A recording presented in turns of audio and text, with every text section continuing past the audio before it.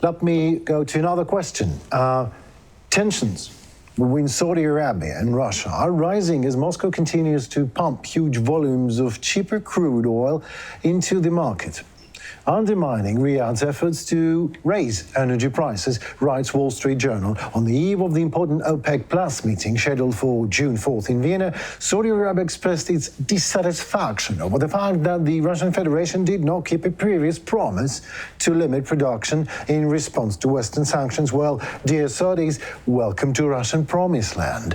In early April, Saudi Arabia, Russia and other OPEC Plus members said they would cut output, which is expected to support oil prices. Saudi Arabia began cutting output this month, but the latest available data shows Russia continues to pump large volumes of oil into the market, adding to the global surplus and pressuring prices. In its report, the International Energy Agency showed that the Russian Federation did not achieve a complete reduction in oil production for the promised 500,000 barrels per day. Against the backdrop of increased oil production, Russia increased its own profits, but instead created an oversupply, which caused prices actually to fall by almost 10% in May compared to April. With all that said and done, I have two questions. What Russia thinks it is doing and why? And what will Saudi Arabia and OPEC do in this case? I think now it's time when everybody is playing for himself, at least in case of Russia. Russia is playing for its own interests, and all previous arrangements in cartels of oil producers, which have been operational before the war, are no longer valid. Russia will try to maximize its own gains, to keep the share of the markets and to keep the economic and political contacts with countries like China and India, regardless of costs, and certainly it will prioritize these issues over any agreements which have been made within OPEC Plus format. But the prices are dropping. I mean, I understand that. Okay.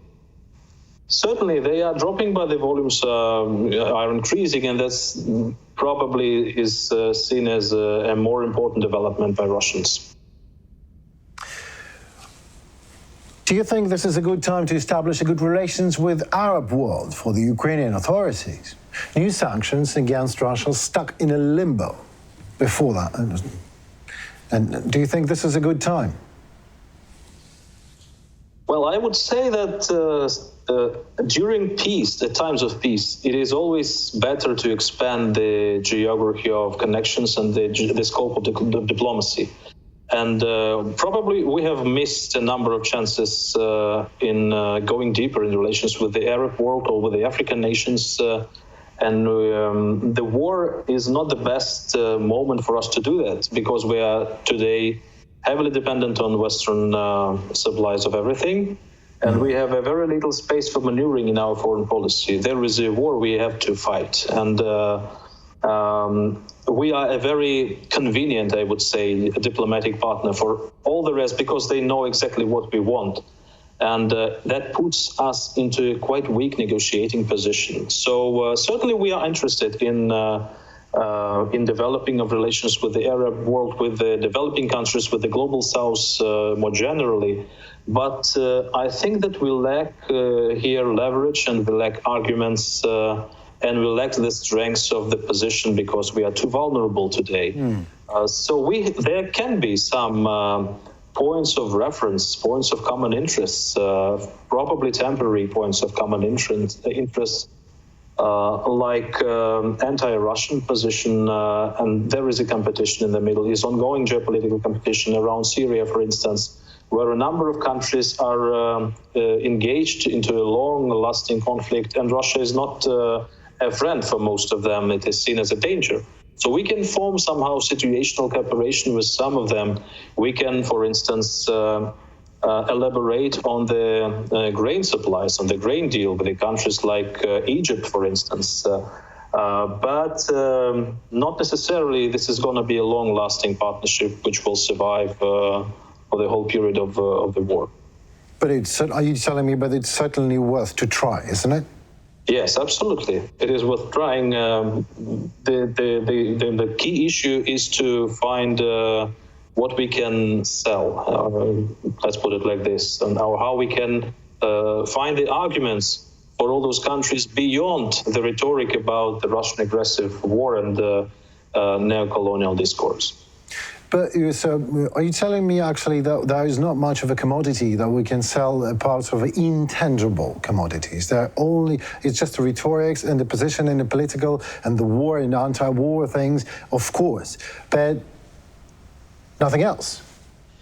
Much less of a more practical thing that it was before the war. Before the war, Ukraine was having stronger position. What concerns, for instance, arms sales, or the supplies of agricultural products and commodities to the developing countries. Now these opportunities have been significantly reduced. But on the other hand, we found ourselves on the right side of history. We have a strong backup. We have quite influential and powerful, I would not call them allies, but partners and friends.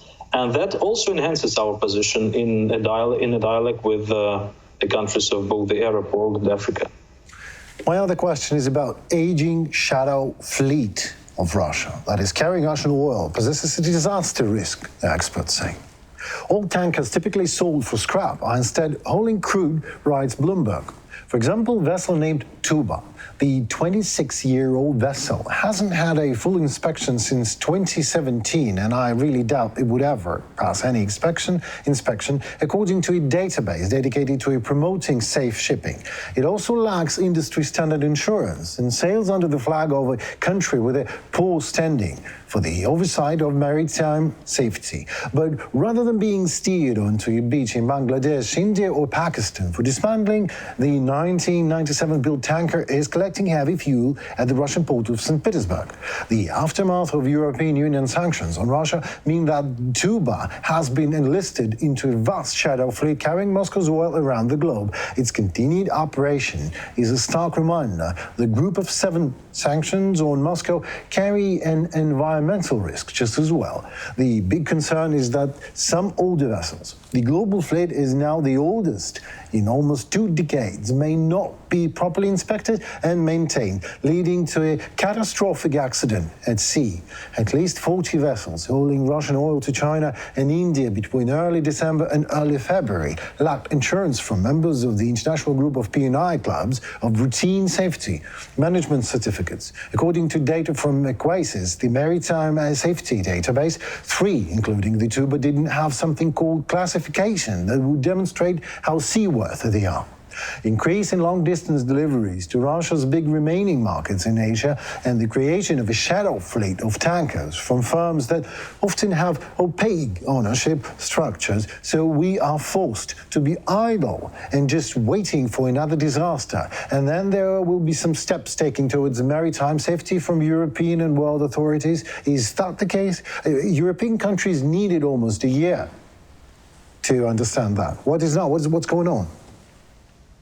That's absolutely a logical consequence of deteriorating of international regimes, and in particular in what concerns environmental security. And also it is referring to what I have been talking previously, that one of the effects of sanctions, long-term effects of sanctions against Russia, is that the Russian economy will stabilize at a lower level, at a lower technological level, at a lower level of income, and at a lower level of safety standards. This will be typical. Russia will, in many ways, start to look like a country under sanctions like Iran, or even like some African countries. We may expect all kinds of violations, and certainly it will not be prioritizing ecological standards in its operations. The priorities will be completely different. And there is a growing risks of ecological disasters and outcomes, not only in what concerns oil supplies, but in what concerns nuclear security, for instance, in what concerns damages which have been done for the regional ecological systems in the zones of military operations. So ecology, I think, is one of the things down on the list for the Russian leadership.